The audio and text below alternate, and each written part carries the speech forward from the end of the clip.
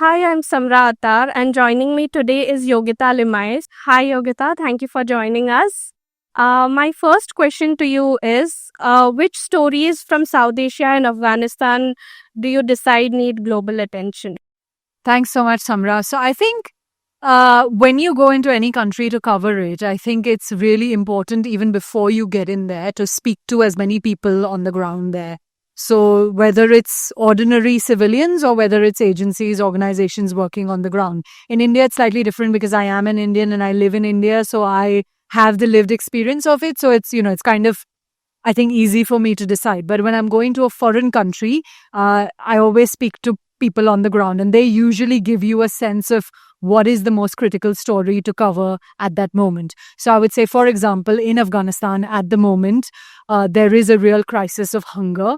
And so when we went into Afghanistan recently, that is what we focused a lot on. But of course, an ongoing story is the Taliban's restrictions on women, which isn't new. It's been going on for a while. But again, it's a story that needs continued focus and attention. So that is something that we covered as well.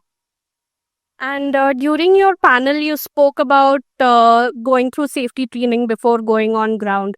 So, could you talk a little bit about what exactly is it that you go through during these trainings, and does it always kick in? So yeah, we do. We actually have formal training, which we have to refresh once every 3 years. And that formal training includes, it sort of includes training of being in war zones and they actually simulate scenarios. So it's not just theoretical training. They actually sometimes simulate scenarios where you might be in war zones and you have to treat people with injuries.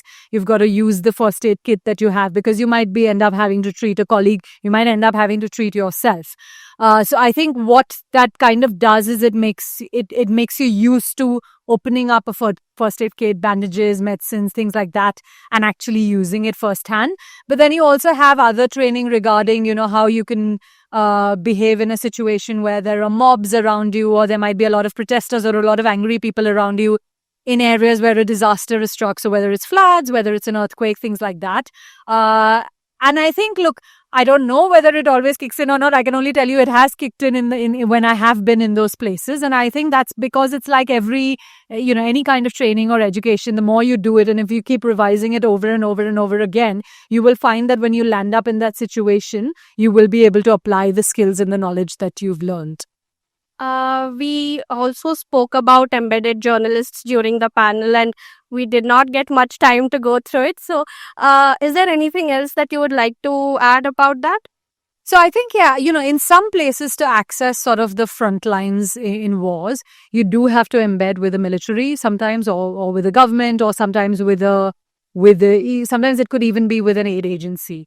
I think what is the most critical bit of that is there are two critical bits. I would say that one part is to still assess whether that risk is worth taking. The access that you are getting, what kind of access is that going to be? Is it going to be controlled? Is it going to be unfettered? Is it worth taking that risk? I think the second part of it is being very honest with an audience about if you were controlled in a particular way, that there were things you couldn't show or things you couldn't say or people you couldn't interview.